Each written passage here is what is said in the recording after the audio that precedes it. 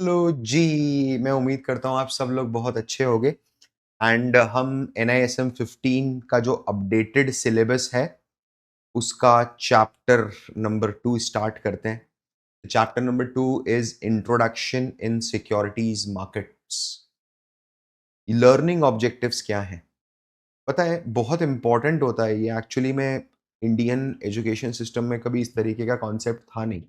It has derived from west कि आप LOS के ऊपर बात करते हो, लर्निंग ऑब्जेक्टिव स्टेटमेंट्स पे बात करते हो कि ये पढ़ने के बाद आप क्या सीखोगे। तो ये पढ़ने के बाद आपको ये समझ में आएगा कि सिक्योरिटीज़ का मतलब क्या होता है, सिक्योरिटी मार्केट जो हैं वो कैसे काम करते हैं, हाउ दे फंक्शन, है ना?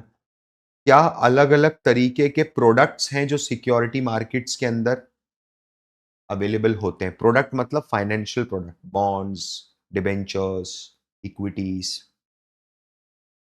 सिक्योरिटी मार्केट के जो पार्टिसिपेंट्स हैं, वो पार्टिसिपेंट्स की क्या-क्या एक्टिविटीज़ रहती हैं, वो क्या-क्या काम करते हैं, ना?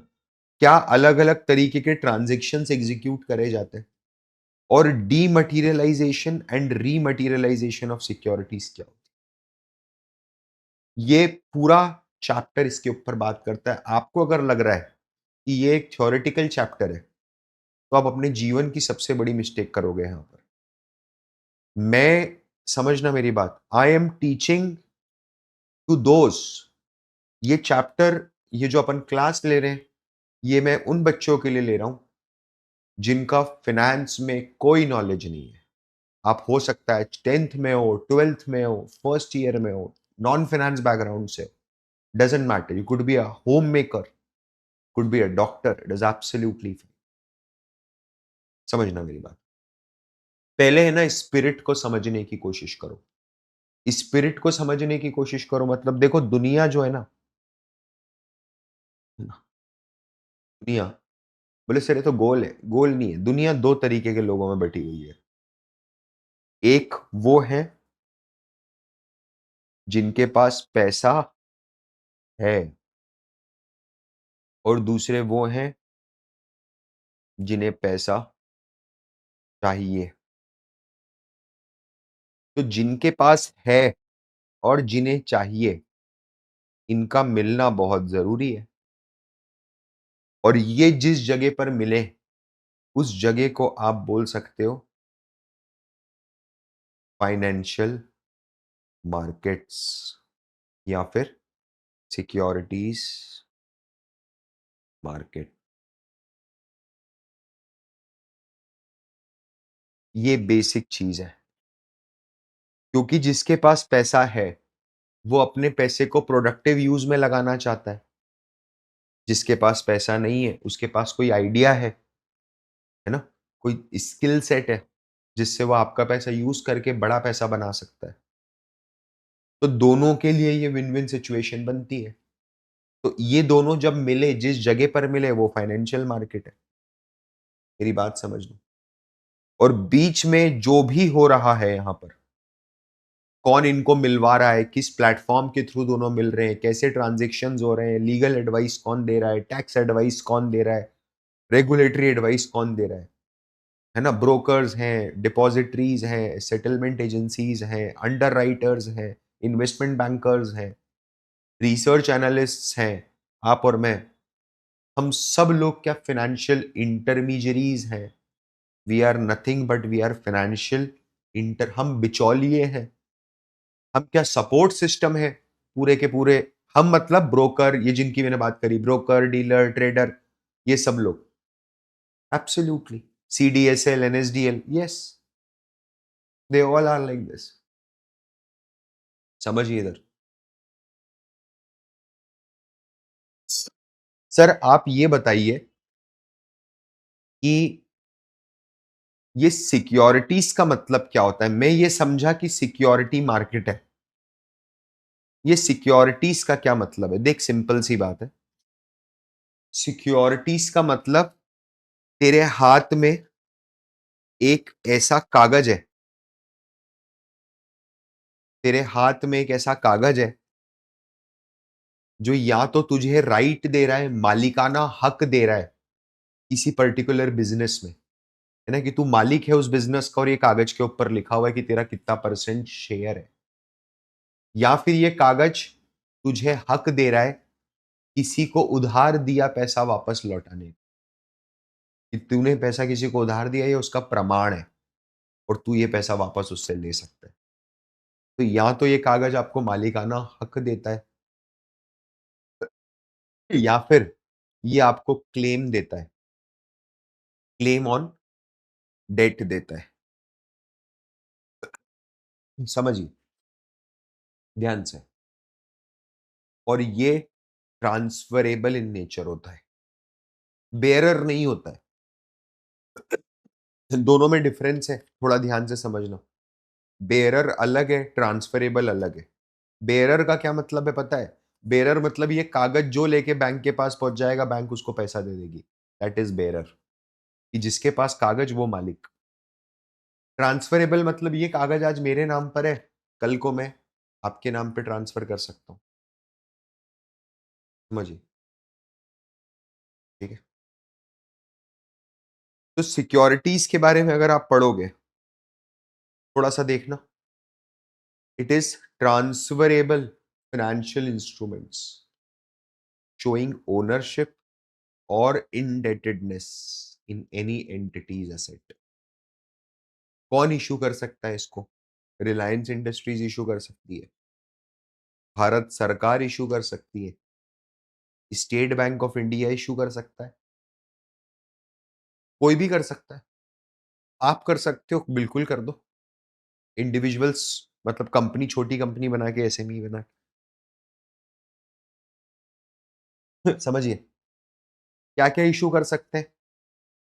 इक्विटी शेयर्स इशू कर सकते हैं, प्रेफरेंस शेयर्स इशू कर सकते हैं, डिबेंचर्स, बॉन्ड्स। ये क्या होते हैं, है ना, क्या मतलब है इनका, क्यों, कब, कैसा, कौन सा इशू करना चाहिए, ये कैसा दिखता है, ये सब अपन समझेंगे। चलिए जी, अब क्या हुआ ना, सिक्योरिटीज के बारे में समझा ना, थोड़ा सा जरा समझो मार्केट के बारे में। सिक्योरिटीज मार्केट, मार्केट वर्ड क्यों इंपॉर्टेंट है? जैसे पता है क्या हुआ था, अभी जब वो सिल्वर का बबल आया था ना, एक सिल्वर एकदम खड़ा हो गया था एक ही हफ्ते में डबल, उस टाइप का, तब है ना, कॉपर, कॉपर के बार्स मिलना शुरू हो गए थे ऐसे। आप देखें रील्स में बहुत फेमस हो गया था 1 kg कॉपर का, फाइन कॉपर 1 kg। प्रॉब्लम क्या है पता है? आपने अगर इसको ले लिया, है ना, या फिर मान लो आपने ओयो के शेयर्स ले लिए, प्राइवेट लिस्टेड ना, प्राइवेट शेयर्स हैं, private limited company, unlisted shares हैं। आप ले तो लो, कोई प्रॉब्लम नहीं है, बट जरा थोड़ा समझना, जब आप बेचने जाओगे तब समस्या आएगी क्या? बिल्कुल आएगी। तो प्रॉब्लम कब आएगी पता है? दो बार प्रॉब्लम आएगी। एक बार बेचेंगे तब प्रॉब्लम आएगी, ठीक है, और दूसरी बार बेचेंगे तब प्रॉब्लम आएगी, और दूसरी बार जब हमें करंट मार्केट प्राइस जानना होगा तब प्रॉब्लम आएगी। इसका मतलब ये है कि जिस चीज का, जिस असेट का रेडी मार्केट अवेलेबल नहीं है, there is no ready market available अगर किसी असेट का, तो उस असेट को खरीदने बेचने में तो दिक्कत आती ही आती है ना। न- ना तो लिक्विडिटी रहेगी, लिक्विडिटी नहीं रहती मतलब there are not adequate number of buyers and sellers readily available ना। अब मान ले तो सुलेमानी, उस जैसे ये है कलेक्टर एडिशन है, मान लो टेडी बियर का खिलौना है, तो आपको ये बेचना है, कितने लोग हैं हिंदुस्तान में जो ये खिलौना खरीदने तैयार थे? यू नीड अ मार्केट जहां इस तरीके का कोई कलेक्टेबल आइटम दिखता हो, कोई ऑक्शन हाउस हो, कोई इस तरह की चीज हो। Getting my point? ये चीज समझ में आ रही है आप लोगों को? नाउ अंडरस्टैंड, थोड़ा सा ध्यान से।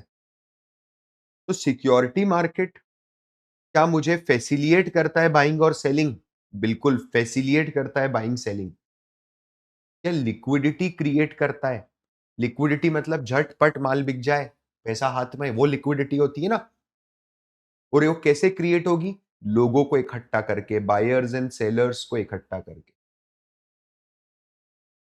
क्या ये आपको ट्रांज़ैक्शन करने में मदद करता है मार्केट प्राइस पे? बिल्कुल, ये ध्यान से सुनना, आपको समझाता हूँ, मज़ा आएगा।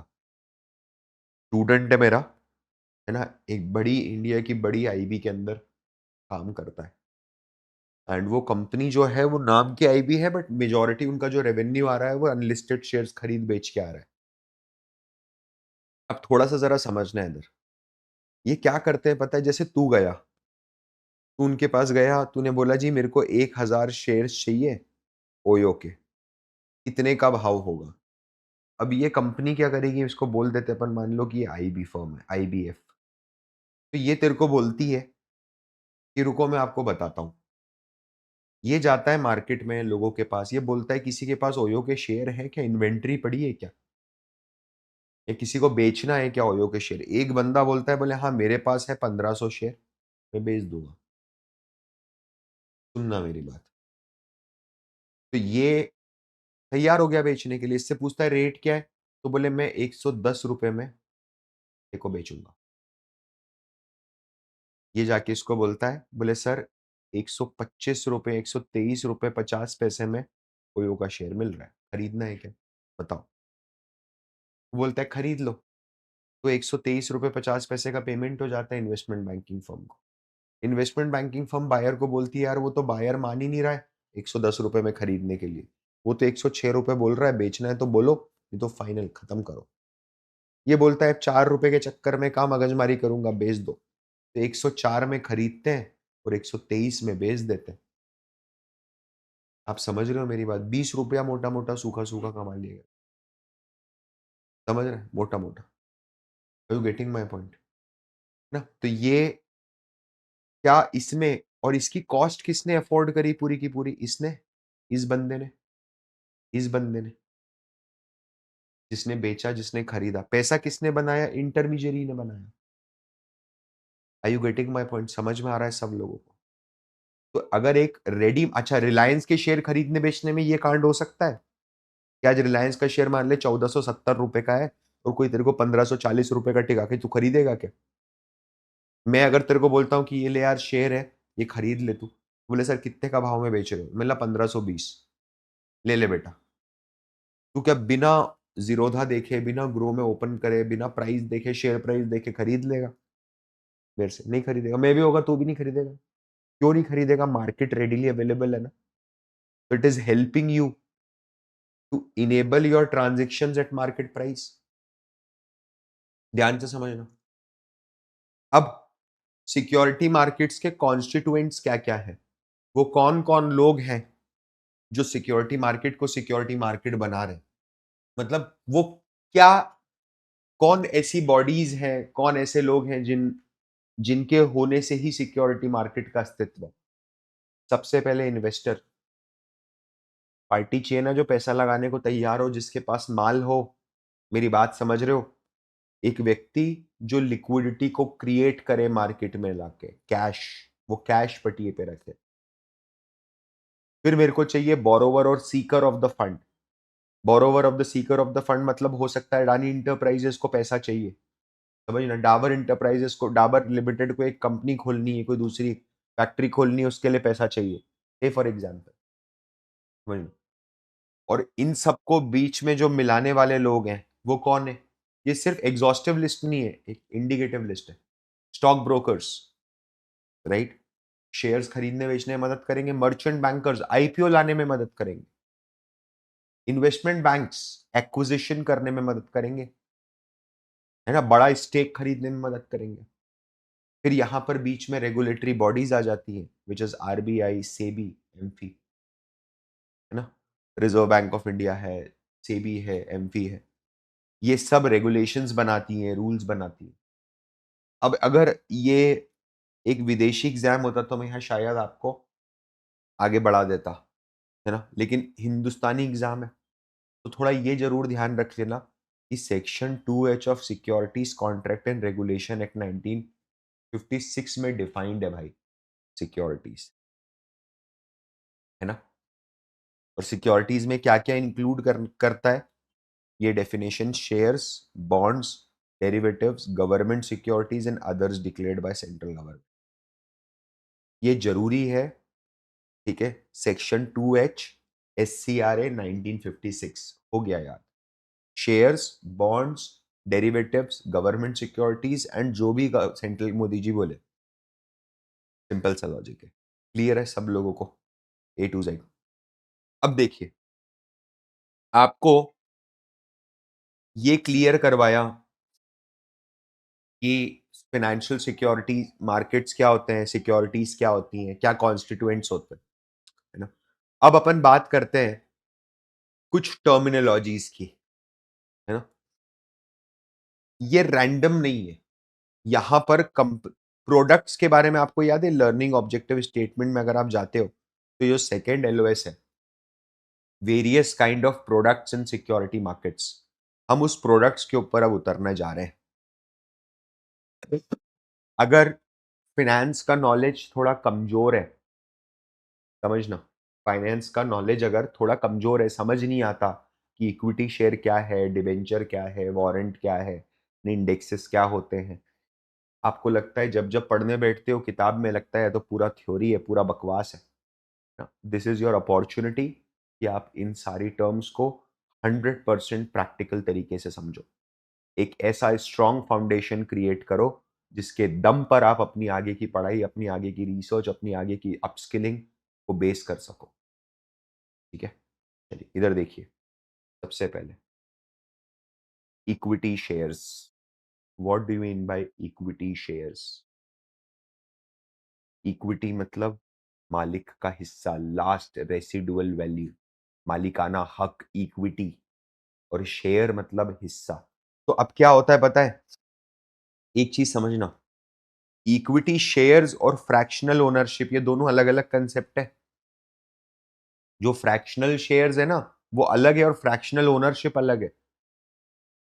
ठीक है? इक्विटी शेयर्स आपको क्या फ्रैक्शनल ओनरशिप देता है क्या? Sir what do you mean by fractional ownership?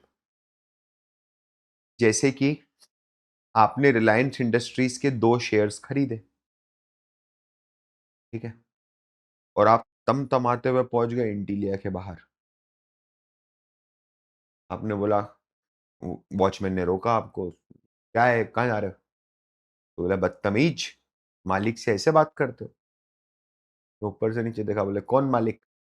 तो बोले शेयर होल्डर हूँ रिलायंस का। तो बोले कितने शेयर है तुम्हारे पास रिलायंस के? आपके पास तो 2 थे, आपने ताव में बोल दिया 200। एक तमाशा मारा, निकल यहाँ से, है ना? बोले 1200 शेयर तो मेरे पास है। Try to understand. Equity share है ना, जब इतना छोटे पार्ट्स में बांटा जाता है कि कोई भी व्यक्ति एक छोटे से अमाउंट में कंपनी का मालिकाना हक ले ले, बट जस्ट बिकॉज पेपर पे आपके पास मालिकाना हक है, क्या आप कंट्रोल एक्सरसाइज कर पाते हो बिजनेस में? कंट्रोल अलग चीज है, ये इंक्लूडेड नहीं है सिलेबस में। यहां पर है ना, कंट्रोल मतलब कि मैं डे टू डे कॉल्स ले पा रहा हूं, वो कैसे ले पाएगा तू 2 शेयर खरीद के? तो भाई तू 20,000 शेयर भी खरीद लेगा ना रिलायंस के, वो पास में नहीं बिठाने वाला तेरे। 2 लाख शेयर खरीद लेगा तो भी पास में नहीं बिठाने वाला। क्या लग रहा है? अबे क्या 30-40 करोड़ रुपए में क्या झूम-झूम जाओगे क्या? आस-पास घूमते रहोगे ऐसा? Please understand this. लेकिन इन्वेस्टर जो शेयर का मालिक बनता है, क्या वो हर तरह की रिस्क और रिवॉर्ड को साथ में हिस्से में लेता है?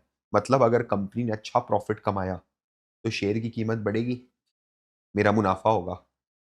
कंपनी ने अगर खराब परफॉर्मेंस दिया, है ना, कोई मैक्रो इकोनॉमिक एनवायरनमेंट ऐसा आ गया which is very poor, which is against my business, समझ रहे हो? जैसे क्रूड तेल अब उछल गया एकदम से, मेरा काम ही तेल बना के बेचने का। समझ रहे हो? या ट्रांसपोर्ट का काम है, it is completely against, restaurants हैं, कंप्लीटली अगेंस्ट, राइट? तो ऐसे केस के अंदर जो रिस्क आएगी, जो डाउनफॉल आएगा, वो भी मेरे माथे आएगा। जैसे कि अगर मैं आपको 1 मिनट के लिए कुछ दर्शन कराऊँ, ये देखिए, अपन एक काम करते हैं यहाँ पर, शेयर सर्टिफिकेट। लेट्स सी, देखते हैं ना कैसा होता है। अ, जैसे share certificate Indian company, Indian company का शेयर सर्टिफिकेट।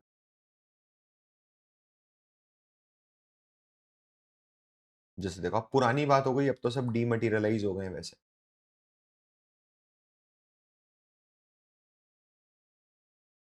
चेक कीजिए, ये S Kumar and company private limited का शेयर्स है, सर्टिफिकेट है। ये एस कुमार जो गारमेंट्स बनाती थी पहले, रेडी मतलब फैब्रिक बनाती थी, है ना? वो बताता है अथराइज्ड शेयर कैपिटल 5 लाख की कंपनी की, divided into 5000 ordinary shares of 100 each. और कहाँ की कंपनी है? कलकत्ता की। Suresh Kumar ji is registered holder of 100 fully paid ordinary shares and of rupees 100 each, numbered यहाँ से यहाँ तक 100 शेयर के मालिक बने हो, even under the common seal of the company. ये कंपनी की कॉमन सील होती है, समझ लो। क्या बोलता है? No transfer of any with named share shall be accepted without surrender of this certificate. इस सर्टिफिकेट के बिना कोई दूसरा शेयर ट्रांसफर अलाउ नहीं करा जाएगा। Now this is called as share certificate. आप ऐसे मालिकाना हिस्सा बनता है में रिलायंस का, ओपन रिलायंस का भी दिख जाए ये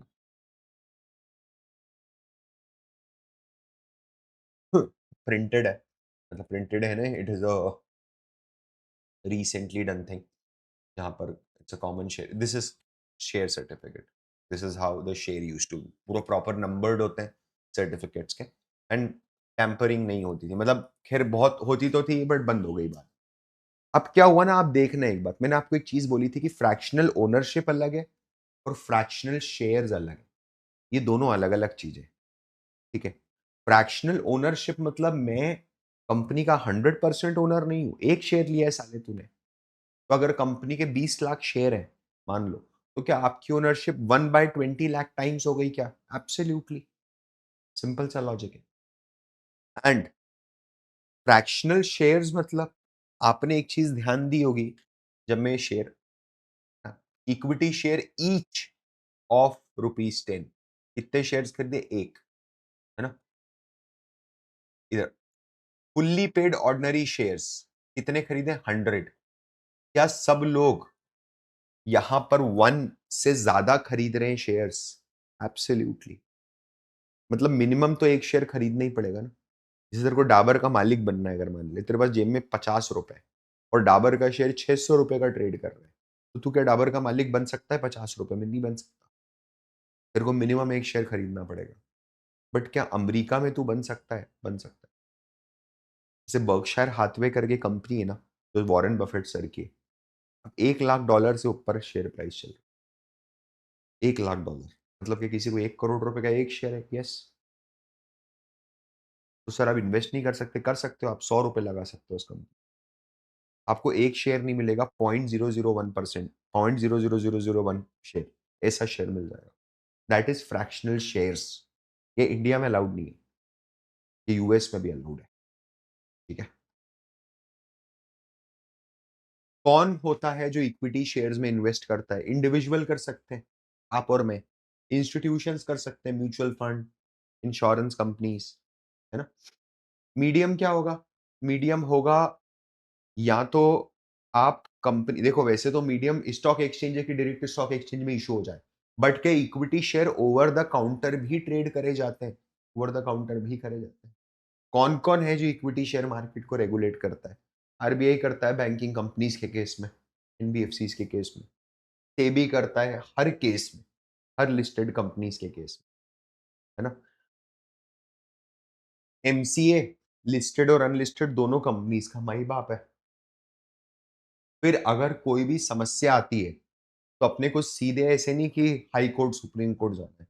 अपने लिए एक अलग से व्यवस्था करी गई है, जिसको बोलते हैं national company law tribunal, NCLT, है ना? एनसीएलटी क्या होता है? कोई भी ट्रिब्यूनल बनता है तो क्या होता है पता है? ट्रिब्यूनल मतलब आपस में सल्टा देंगे, है ना? मतलब डिस्ट्रिक्ट कोर्ट के ऊपर बाहर नहीं आएगा। आप खुद सोचे ना, कोई नेशनल कंपनी लॉ ट्रिब्यूनल का मैटर है, फ्रैक्शनल ओनरशिप या कुछ इस तरीके की कोई फैंसी वर्ड को लेके, आप डिस्ट्रिक्ट कोर्ट का जो जज है उसके पास जा रहे हो, जो रोज चालान के मुकदमे, चालान चोरी, समझ रहे हो, चेन स्नैचिंग, इस तरह के केस निपटाता है रोज या बैठ के, वो is not competent enough. Financial literacy नहीं है ना, एक एक्सपर्टीज़ नॉलेज जो चाहिए वो नहीं है, तो उसके लिए अलग से ट्रिब्यूनल बना दिया। ट्रिब्यूनल में लड़ लो, ट्रिब्यूनल ने समझ नहीं आया, हाई कोर्ट चले जाओ, ठीक है। ये एक तरीका है बस इक्विटी शेयर्स, मार्केट में एक प्रोडक्ट है। अगला इज़ डिबेंचर, बॉन्ड, नोट्स, तीनों को एक साथ जोड़ दिया, समझ लो। नोट्स अमेरिका में बोलते हैं, डिबेंचर यूके में बोलते हैं, बात तो वही है। क्या बात है कि कोई कंपनी है, कोई गवर्नमेंट है ना? कोई स्पेशल पर्पस व्हीकल है, आगे आएगा क्या होता है स्पेशल पर्पस व्हीकल। इन लोगों को पैसे की ज़रूरत है। तो आपने बोला सर इक्विटी शेयर इश्यू कर दो, नहीं, ऐसे कैसे इश्यू कर दो? ये इक्विटी शेयर एक बार इश्यू हो गया तो मालिकाना हक चला जाता है क्या हमेशा-हमेशा के लिए हाथ से? एब्सोल्यूटली। तो क्या कंपनी के लिए लास्ट रिसॉर्ट बचता है क्या इक्विटी शेयर इश्यू करना?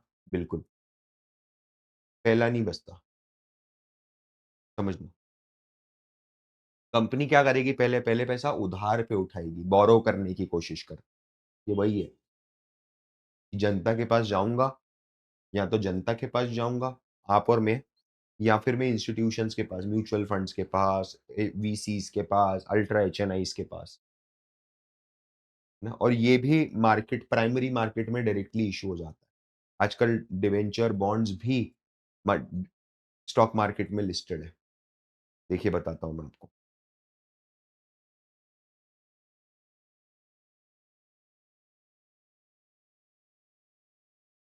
ये देखिए,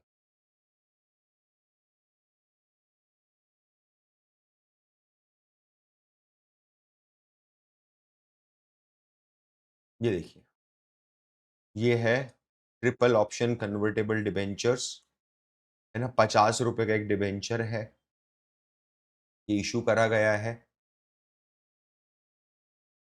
1993 के आसपास कहीं, अगर कहीं डेट-वेट इस तरीके के डिबेंचर्स होते हैं।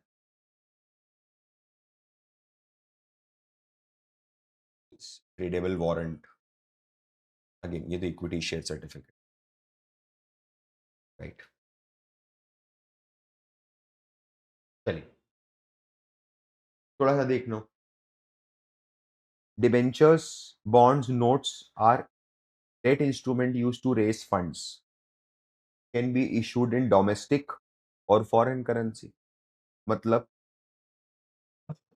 अगर किसी को लोन लेना है, तो ज़रूरी थोड़ा ना है कि वो लोन सिर्फ़ आईएनआर में ही ले।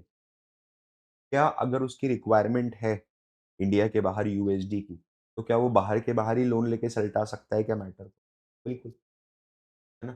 टर्म हल्की सी डिफ़र कर जाती है। बॉन्ड्स जो है वो अमेरिका में यूज़ करा जाता है, डिबेंचर यूके में यूज़ करा जाता है। नोट्स जो हैं, वो शॉर्ट और मीडियम टर्म डेट होती है यूजुअली 3 महीने, 4 महीने, 6 महीने, हाँ 9 महीने। लेकिन क्या होता है ये रीजन वाइज़ बदलता रहता है। जो चीज़ एस्टोनिया में चल रही है वो इंडिया में नहीं चलेगी, ये बात ध्यान रखिएगा। अब डिबेंचर अगर आप देखोगे तो it is usually a long term debt. It is a type of long term debt. It could be secured, could not be secured, ऐसा तो ज़रूरी नहीं है। बॉन्ड्स यूजुअली सिक्योर्ड माने जाते हैं, डिबेंचर्स नहीं, बट अगेन हो सकता है सिक्योर्ड डिबेंचर्स, है ना? अब ये 3 तरीके के निकल के आते हैं। एक है फुल्ली कन्वर्टेबल, एक है पार्टली कन्वर्टेबल और तीसरा है नॉन कन्वर्टेबल। थोड़ा-सा ध्यान से समझना क्या मतलब है तीनों का। आपने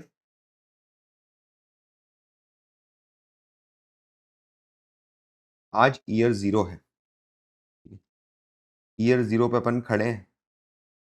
आपने ₹10,000 इन्वेस्ट करे एक डिबेंचर में एट द रेट 10%, ठीक है?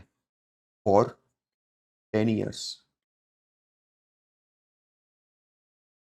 तो 1, 2 ऐसे करते हुए 8, 9 और ये 10th ईयर, 10वां साल आ गया जी। ध्यान से समझिए सब लोग। अब 10th ईयर में क्या ये कंपनी को आपको वापस रीपे करना पड़ेगा ₹10,000 और हर साल क्या कंपनी आपको 1K, 1K, 1K मिलता रहेगा? हर साल मिलेगा 1K। वो इंटरेस्ट है। इंटरेस्ट पे कोई बात नहीं हो रही, इंटरेस्ट तो मिलेगा आपको। कूपन बोलते हैं इसको, कूपन, कूपन रेट 10% इंटरेस्ट मिलेगा आपको, राइट? बट एंड में जो सेटलमेंट होता है, उसकी बात कर रहा हूँ। क्या ये मेरे लिए बड़ा भार होगा एज़ अ कंपनी? हो सकता है आज से 10वें साल बाद मेरी माली हालत बहुत अच्छी ना हो एज़ अ बिज़नेस। आप तो माँगने आ जाओगे मेरे से कैश, रोकड़ा, मैं कहाँ से लाके दूँगा? तो बोले सर एक काम कर सकते हैं। बोला बता। बोले ये जो डिबेंचर इश्यू करे ना, इसको फुल्ली कन्वर्टिबल डिबेंचर बोल दो। फुल्ली कन्वर्टिबल डिबेंचर मतलब कि ये जो 10,000 है, ये 10,000 रुपए है, ये आपको 10,000 रुपए वापस नहीं मिलेंगे, रुपीज़ 10,000 वर्थ ऑफ शेयर्स मिल जाएँगे। समझ रहे हो आप? That is fully convertible. Partially convertible मतलब हम है ना एक काम कर देते हैं, आपको 4,000 तो कैश में दे देते हैं एंड 6,000 के शेयर्स। और नॉन कन्वर्टेबल मतलब वो तो है ही, उधार लिया है तो कैश में लिया है, उधार वापस देंगे तो भी कैश में देंगे। मेरी बात समझना, पढ़ लो, 1 मिनट का टाइम है। Convert bonds into share as per decided terms, fully convertible. Convert partly into shares with reminder redeemed, है ना? एंड नॉन कन्वर्टेबल मतलब प्योर डेट इंस्ट्रूमेंट, बिना कोई कन्वर्जन के। ध्यान से समझना। आगे देखिए, अब जो डेट इंस्ट्रूमेंट्स है ना या बॉन्ड मार्केट है, वो क्लासिफाई करा जाता है मैच्योरिटी के बेस पे, मार्केट के बेस पे और करेंसी के बेस पे। जैसे कि शॉर्ट टर्म डेट का मार्केट अलग है। शॉर्ट टर्म डेट में क्या आ जाएगा? Treasury bills, commercial papers, certificate of deposit. मेरी बात समझना, ये सब शॉर्ट टर्म डेट है, 1 साल से कम की डेट ली हुई है। डोमेस्टिक बॉन्ड जो होम कंट्री में, होम मार्केट में और होम करेंसी में इशू करा है।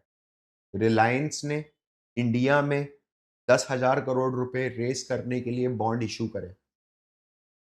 That is domestic bond. External bond, external bond मतलब अडानी जी ने जर्मनी में पैसा रेस करा यूरो में, क्योंकि उनको वहां पर एक इंफ्रास्ट्रक्चर प्रोजेक्ट लगाना है, पोर्ट बनाना है। तो इंडिया से पैसा रेस करते, सोचो ना, काम पैसे की जरूरत कहाँ पड़ रही है मेरे को? जर्मनी में पड़ रही है ना? मैं इंडिया में पहले बैंक के पास जाऊंगा, इंडिया से बैंक को बोलूंगा कि भैया आज है ना एक्सचेंज रेट हो रहा है 110 रुपए, आप मेरे को यार 110 करोड़ दे दो। बैंक बोलेगा हाँ जी दे रहे हैं, हाँ जी, तो जी, ये जी, वो जी। ठीक है, बढ़ते बढ़ते 115 रुपए हो गया रेट से फॉर एग्जाम्पल। अब वो 110 करोड़ रुपए बैंक ने दे दी आपको, अब उसको भाग के गए, कन्वर्ट कराया तो पूरे आपको पैसे मिले नहीं जितने चाहिए थे। अब जैसे तैसे पैसा लेके अमेरिका पहुंचे, सॉरी, जर्मनी पहुंचे, कन्वर्जन चार्जेस अलग लग गए। अब आपकी दिन भर फटी में, यार मैंने तो पैसा रुपए में उठा रखा है, ये यूरो है, वॉर हो गई, ये हो गया, यूरो और बढ़ता जा रहा है, बढ़ता जा रहा है, रुपया गिरता जा रहा है, गिरता जा रहा है। आपकी लायबिलिटी बढ़ रही है क्या? सोच के देखो ना, अगर रुपया गिर रहा है तो। अगर आपने फॉरेन करेंसी में ट्रांसफर करा है, समझ रहे हो? तो आपको, are you getting my point? है ना? आप यहाँ लोन लिया आपने वहां से, तो आप वहां से पैसा लेके आए, ठीक है? ध्यान से समझिए। तो ज़्यादा डिफ़िकल्ट है मेरे को कि इंडिया से मैं पै लोन लूँ और फिर उसको फ़ॉरेन करेंसी में ट्रांसफ़र करूँ एंड वहाँ पर इंफ्रास्ट्रक्चर में इन्वेस्ट करूँ। ज़्यादा बेहतर है कि मैं वहीं पर इंफ्रास्ट्रक्चर के नाम से बॉन्ड रेज़ करूँ फ़ॉरेन में, और यूएसडी या यूरो या जो भी करेंसी है, कैड, उसके अंदर पैसा रेज़ करूँ, जो करेंसी मुझे चाहिए। तो वो होता है फ़ॉरेन बॉन्ड, जो अब्रॉड में इश्यू होता है, और जिस कंट्री में इश्यू होता है उस कंट्री की लोकल करेंसी है, मेरी लोकल करेंसी नहीं, foreign countries local currency. Euro bond मतलब, ये बात ध्यान रखना, यूरो बॉन्ड का ये कतई मतलब नहीं है कि वो बॉन्ड यूरो में या यूरोपियन कंट्री के द्वारा इश्यू करा गया। ध्यान से समझिए, ठीक है? ध्यान से समझिए। सिंपल सा लॉजिक है भाई। आपको पैसे की ज़रूरत है। आपने स्विट्ज़रलैंड में जाके स्विस फ्रैंक रेज़ करे बॉन्ड्स के थ्रू, ठीक है? दैट इज़ फॉरेन बॉन्ड, ठीक है? आपने स्विट्ज़रलैंड में जाके यूएसडी के अंदर पैसा रेज़ कर दिया, दैट इज़ यूरो बॉन्ड। मेरी बात समझना, है ना? कन्फ्यूज़ मत होइएगा इसके ऊपर बिल्कुल। तो जो फॉरेन बॉन्ड्स हैं, वो कौन इश्यू कर सकता है? वही same company, government, special purpose vehicle. बता ही दूँगा मैं आपको स्पेशल पर्पज़ व्हीकल क्या होता है वैसे, ठीक है? एंड इन्वेस्टर्स कौन है? इंस्टीट्यूशंस हैं, इंडिविजुअल्स हैं। कैसे इश्यूज़ होते हैं? स्टॉक एक्सचेंज के थ्रू ओवर द काउंटर कैसे भी किए जा सकते हैं। समझना, प्लीज़ अंडरस्टैंड। इ चलिए, इसके आगे का अपन अगले सेशन में कवर